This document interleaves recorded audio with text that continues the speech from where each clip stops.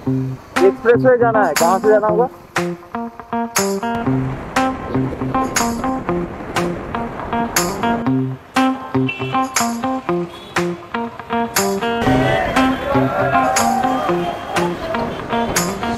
Morning everyone, আজকে আমার second day. আজকে কত তারিখ জানো? তারিখটা ভুলে গেছি। বেসিক্যালি আজকে হচ্ছে মানডে, হোলির দিন। আমার তো আজকে বেরোনোর কথা ছিল 5টা সাড়ে 5টার মধ্যে এখান থেকে বেরিয়ে যাওয়ার কথা ছিল, বাট আমার ঘুমে ভেঙে গেছে সোয়া 5টার সময়। আর অ্যাজ ইউ ক্যান সি ভোরের আলো ফুটে গেছে অলরেডি। তো এখন অ্যাজ সুন অ্যাজ পসিবল আমি বেরিয়ে যাবো। আমি ফ্রেশ হয়ে নিয়েছি, এতক্ষণ একটু রেডি ফেডি হতে সময় নিল। তো প্যান্ট ফ্যান্ট পরে নিয়েছি, জ্যাকেটটা পরা বাকি আছে। এখানে এই জিনিসপত্রগুলো পড়ে আছে, জামা কাপড় পড়ে আছে, এগুলো গোছাতে হবে। দ্য থিং ইজ, কালকে আমি 2টো বোতল জল শেষ করে ফেলেছি, আর আমার কাছে আপাতত জল নেই। আর সকালবেলা 1 ফোঁটা জল খাইনি আমি। তো দেখি নিচে গিয়ে যদি জল পাওয়া যায়, সেটা একটা ব্যাপার। আর তাড়াতাড়ি গুটিয়ে পালাতে হবে। কালকে রাত্রিবেলা আমি এতটাই টায়ার্ড ছিলাম, ক্যামেরা চার্জ দিতে ভুলে গেছি।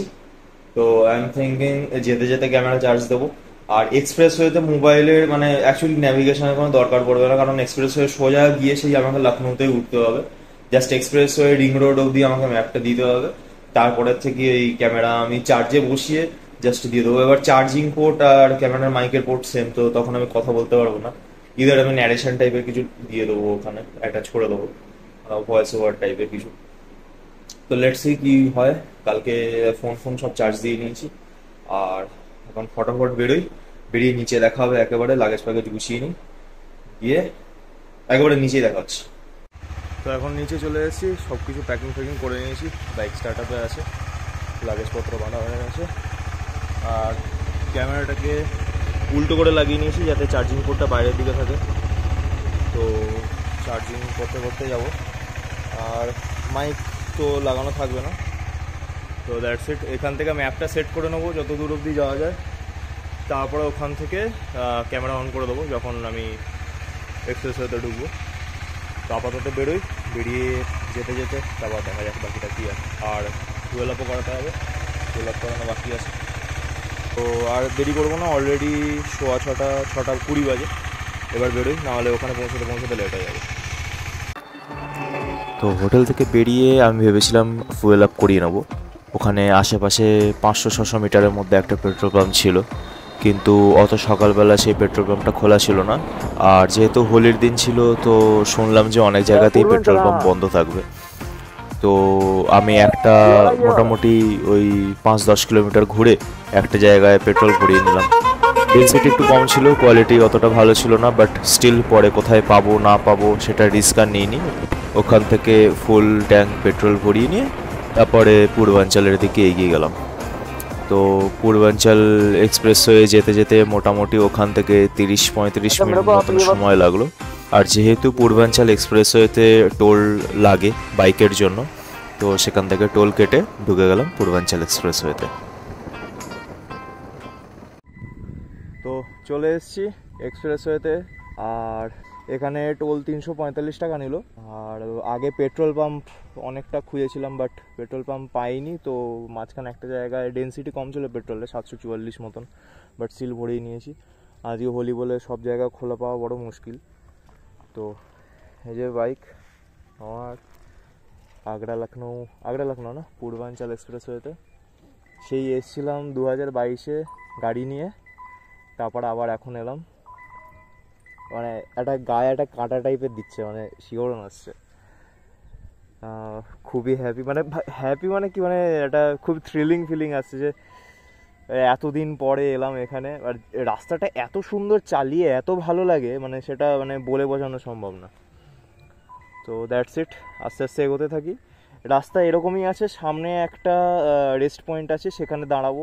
দেখি ওখানে যদি একটু ব্রেকফাস্ট পাওয়া যায়, কারণ ব্রেকফাস্ট করে বেরোইনি। তো সেখান থেকে ব্রেকফাস্ট করে নেবো আর এগোতে থাকি। ক্যামেরাতে তো অলরেডি চার্জ দিতে আমি ভিডিও করছি, তো প্রবলেম হবে না। কথা কিছু বলতে পারবো না কারণ মাইক অ্যাটাচড নেই, বাট স্টিল তোমরা দেখতে পারবে। কিন্তু পুরো ভিউটাই এরকম মনোটোনাস ভিউ, তো পুরোটা অত বেশি দেবো না, কিছু কিছু পার্ট দিয়ে দেবো। আর পুরোটা রেকর্ড করতে গেলে আমার মেমোরি কার্ডের অত স্পেস নেই, তো পুরোটা অত বেশি রেকর্ডও করবো না, কারণ আরও অনেক রাস্তা আছে এরপরে আগ্রা লখনউ আছে, যমুনা এক্সপ্রেসওয়ে আছে, সব রাস্তা আছে, তো সেগুলো রেকর্ড করতে হবে। তো এত বেশি এখানে করবো না, অল্প একটু একটু করে করবো, পুরো রাস্তাটাই রেকর্ড করতে হবে। তো বেরোই এবার আমি। সেখান থেকে বেরিয়ে মোটামুটি 5-10 কিলোমিটারের মধ্যে একটা রেস্টিং পয়েন্ট ছিল, সেখানে দাঁড়িয়ে আমি ব্রেকফাস্ট করে নিয়েছিলাম। ওখানে আলাদা করে আর ভিডিও বানাইনি, মানে ভুলে গেছিলাম। ইনস্টাগ্রামের জন্য ভিডিও বানিয়েছিলাম, বাট ইউটিউবের জন্য মতন ইউটিউবের ফরম্যাটে আর ভিডিও বানানো হয়নি। তো ওখানে ম্যাগি খেলাম, চা খেলাম, খাওয়ার পরে ওখান থেকে আবার বেরিয়ে গেলাম। তখন মোটামুটি 9:30-10টা মতন বাজে।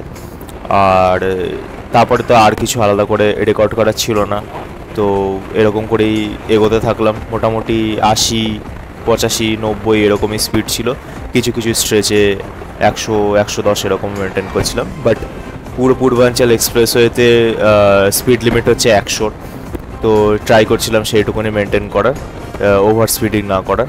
বাট খুবই মজা আসছিল, খুবই ভালো লাগছিল। আর পুরো পূর্বাঞ্চল এক্সপ্রেসওয়ে 300 কিলোমিটার মতন স্ট্রেচ, তো আমি ঠিক করেছিলাম 150 কিলোমিটারের মার্কে একটা জায়গায় দাঁড়াবো। তো টানা চালিয়ে ব্রেকফাস্টের পরে ডিরেক্ট ওই 150 কিলোমিটারের মার্কে ওখানে দাঁড়িয়েছিলাম। তো লাস্ট ব্রেকটা নামার পরে এখন এখানে দাঁড়িয়েছি। এখান থেকে আর 150 কিলোমিটার মতন বাকি।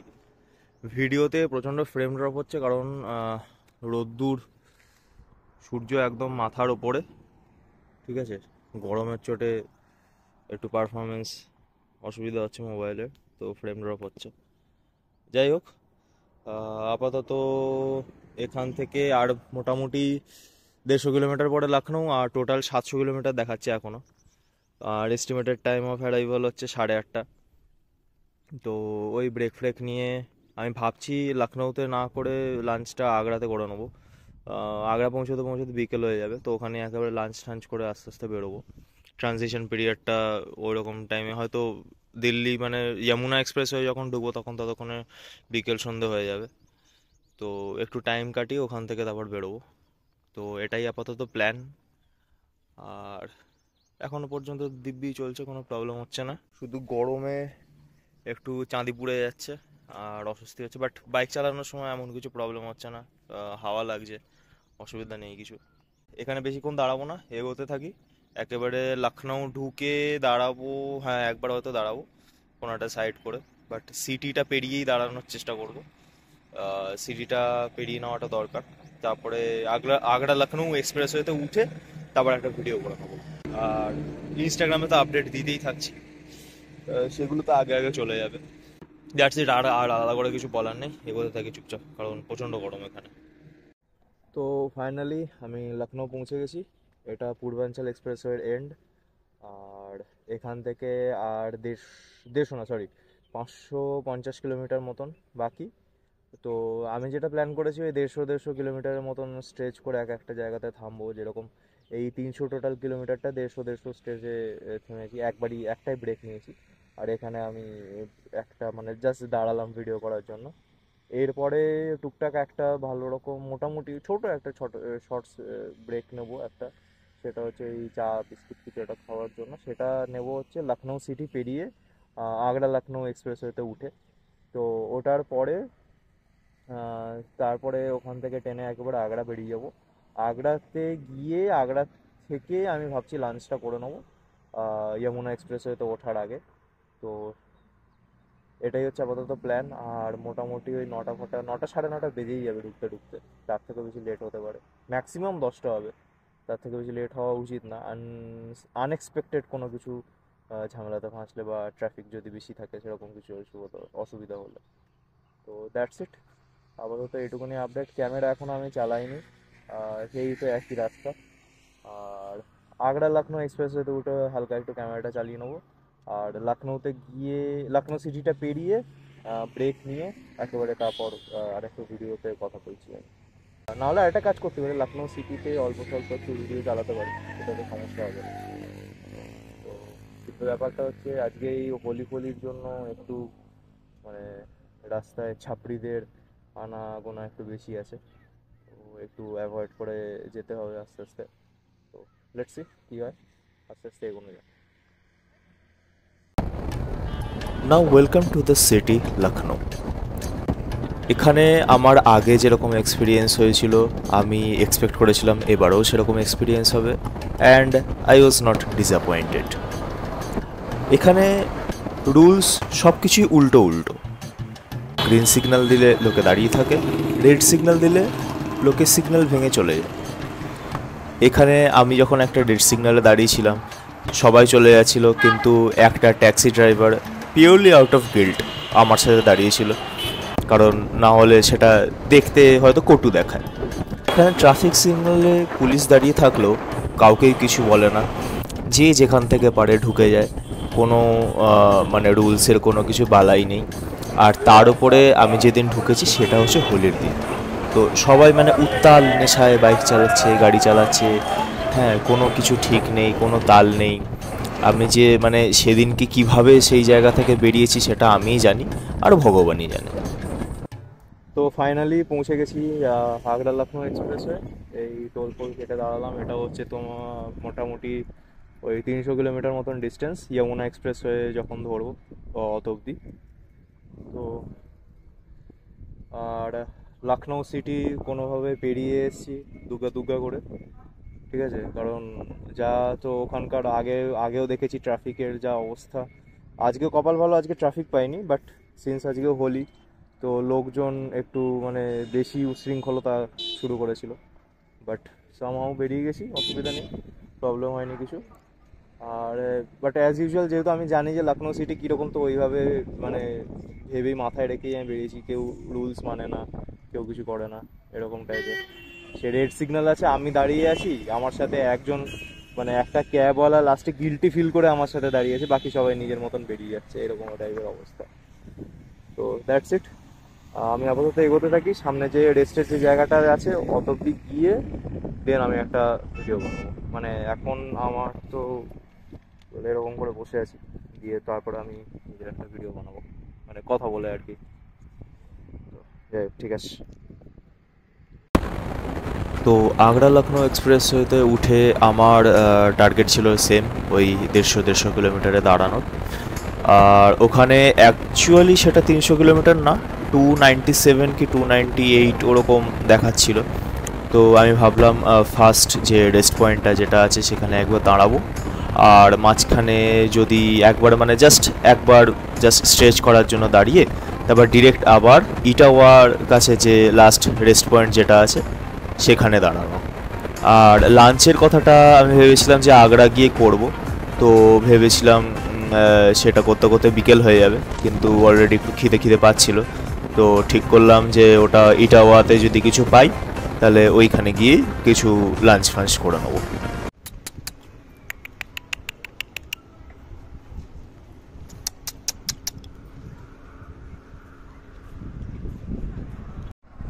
তো এটা হচ্ছে আগ্রা লখনউ এক্সপ্রেসওয়ের লাস্ট রেস্টিং প্লেস। যেরকম আগে দাঁড়িয়েছিলাম ফুড কিং প্লাজাতে, এটাও সেরকম। ইটাওয়া ক্রস করেই এটা, এখানেই প্রত্যেকবার মানে যতবার এসছি এখানেই দাঁড়াই আমি। তো লাস্টে গাড়ি করে যখন এসছিলাম তখন এখানে দাঁড়িয়েছিলাম, যখন ফিরেছিলাম তখন এখানে দাঁড়িয়েছিলাম, আর এখনও এখানে দাঁড়িয়েছি।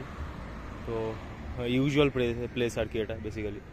তো এখান থেকে একবার জাস্ট ফুয়েল আপ করিয়ে নেবো। এখনও লাঞ্চ হয়নি, ভাবছি লাঞ্চ করবো কি না, মোস্ট প্রবাবলি স্কিপ করে দেবো লাঞ্চ। জাস্ট এমন কিছু একটা কনজিউম করবো যেটাতে এনার্জিটা থাকে, লিকুইডটা বেশি করে কনজিউম করা ট্রাই করছি। জল ফল খেয়ে নিয়েছি, জলটা একবার ভরাতে হবে, এটাই আর কি। আর এখান থেকে ফুয়েল আপ করিয়ে বেরিয়ে যাবো। আমার ইটিএ দেখাচ্ছে রাত্রি 10টা, তো আমি ভেবেছিলাম ওই 9টা সাড়ে 9টার মধ্যে ঢুকে যাবো, বাট ওখানে আগে যেরকম দাঁড়িয়েছিলাম তাতে টাইম অনেকটাই বেড়ে গেছে, আর কিছুতেই আমি টাইমটা কম্পেনসেট করতে পারছি না, জানি না কেন। পরে আমি তারপর দেখলাম যে দিল্লির ভেতরে এখন প্রচণ্ড ট্রাফিক আছে, তো ওই ট্রাফিকটার জন্যই ইস্যু হচ্ছে। ওই তো দেখা যাক, আপাতত এক্সপ্রেসওয়ে আগ্রা লখনউ বলে আগ্রা অবধি কোনো কিছু প্রবলেম নেই। আগ্রা থেকে যমুনা এক্সপ্রেসওয়ে নয়ডা অবধিও কোনো কিছু দেখাচ্ছে না প্রবলেম, বাট তারপরেই দিল্লি যখন ঢুকে যাচ্ছি তখন ট্রাফিক আছে। তো চেষ্টা করছি যত তাড়াতাড়ি এক্সপ্রেসওয়েগুলো বেরিয়ে যাওয়া যায়। তো দিল্লি ঢুকে গেলে অ্যাটলিস্ট মাথা থেকে চিন্তাটা কম, জায়গায় ঢুকে গেল এলাকাতে। তো দ্যাটস ইট। আর এবার বেরোনো যাক, আর বেরিয়ে যেখানে দাঁড়াবো সেখানে আর একটা ভিডিও করব। ততক্ষণ পর্যন্ত বাই। তো আগ্রা লখনৌ এক্সপ্রেসওয়ে এখানে শেষ, এখান থেকে এক্সিট করে গেছি, বাইক এখানে দাঁড়িয়ে, কিন্তু আমার গ্লাসের অবস্থা এরকম, তো আলোতে দেখাই, এই হচ্ছে অবস্থা। পুরো ট্রানজিশন পিরিয়ডের জন্য এরকম অবস্থা হয়ে গেছে, পোকামাকড় লেগে। বাইকের সামনে সেম কন্ডিশন, পুরো ক্লিন করাতে হবে একটু। আপাতত এখন তো কিছু করার নেই, এখন এইটাকে ক্লিন করি, ক্লিন করে নিয়ে বেরোতে হবে। আর এখান থেকে আর কিছুক্ষণ পরে রিং রোড আছে, রিং রোড থেকে যমুনা এক্সপ্রেসওয়ে ধরে নেবো। আমি আলাদা করে ক্যামেরা এখন আর লাগাইনি, আর আমি রেকর্ড করতে ইচ্ছে করছে না, কারণ অনেকটাই লেট হয়ে গেছে, আর রাত্রিবেলা এমনিতেও ক্যামেরা কাজ করে না। তো ডিরেক্ট এরপরে যেখানে দাঁড়াবো সেখানে ধর একটা ভিডিও করব, অথবা একেবারে হয়তো ইচ্ছে আছে ট্রেনে একেবারে রুমের ভেতর ঢুকে যাওয়ার, দিল্লি দিল্লির বাড়ি ঢুকে যাওয়ার। তো দেখি যেটা মোস্ট ফিজিবল অপশন হবে সেটাই করবো। তো ফাইনালি এখানে যমুনা এক্সপ্রেস হয়েছে, আর এখানে 205 টাকা টোল নিল, আর এখান থেকে ডিরেক্ট নয়ডা থেকে আমাকে এক্সিট করতে হবে। আর যা পোকামাকড় লেগেছিল সে তো গাড়ির তো পরিষ্কার করা এখন পসিবল না, কাঁচটা কোনো রকমে আমার নিজের গ্লাস ভাইজার যেটা আছে সেটা কোনো রকম পরিষ্কার করলাম, বাট স্টিল অতটাও ক্লিয়ার হয়নি। এখান থেকে দেখানো যাবে কি না, হ্যাঁ যাই হোক, দেখা যাচ্ছে না বুঝতে পারছি না, বাট ক্লিয়ার হয়নি অতটা, বাট যাওয়ার মতন অ্যাটলিস্ট সেফলি পৌঁছানোর মতন। তো আমি এখানে আর বেশিক্ষণ টাইম ওয়েস্ট করবো না, বেরিয়ে যাবো। আর এখন লো ফুয়েল আছে আমার, আমাকে বললো যে 30 কিলোমিটারের মধ্যে একটা পেট্রোল পাম্প আছে, তো ওখান থেকে ফুয়েল আপ করে নেবো, করে নিয়ে একেবারে বেরিয়ে যাবো, আর মাঝখানে আর কোথাও দাঁড়াচ্ছি না। তো ফাইনালি পৌঁছে গেছি, তারপরে আর কোথাও দাঁড়াইনি, একেবারে ডিরেক্ট ট্রেনে চলে এসেছি। অ্যান্ড নাও ইট ইজ 10:47, এই 2 মিনিট আগে ঢুকলাম। আর দিবলিনা এসেছিল, এই হেলমেট আর গ্লাভসগুলো নিয়ে গেল, ব্যাগ ফ্যাগগুলো আমি নিয়ে যাচ্ছি, আস্তে আস্তে খুলতে হবে। আর বাইকের তো এই অবস্থা, ধুলো বালি, ধুলোর থেকেও পোকা বেশি মেখেছে, তো জানি না এটাকে কী করে ক্লিন করানো যাবে, খুবই বাজে অবস্থা, নোংরা হয়ে রয়েছে একদম। তো এটা ইমিডিয়েটলি ক্লিন করাতে হবে, না হলে এই দাগগুলো বসে যাবে। তো দ্যাটস ইট, আমি ব্যাগ ফ্যাগগুলো ফটাফট খুলে নিয়ে ওপরে চলে যাই, গিয়ে দেন পুরো গল্প, কী কারণে দেরি, ভেবেছিলাম তো 9:30টার মধ্যে ঢুকে যাবো, তো ডিটেলস ফিটেলস যা আছে ওপরে গিয়ে বলবো।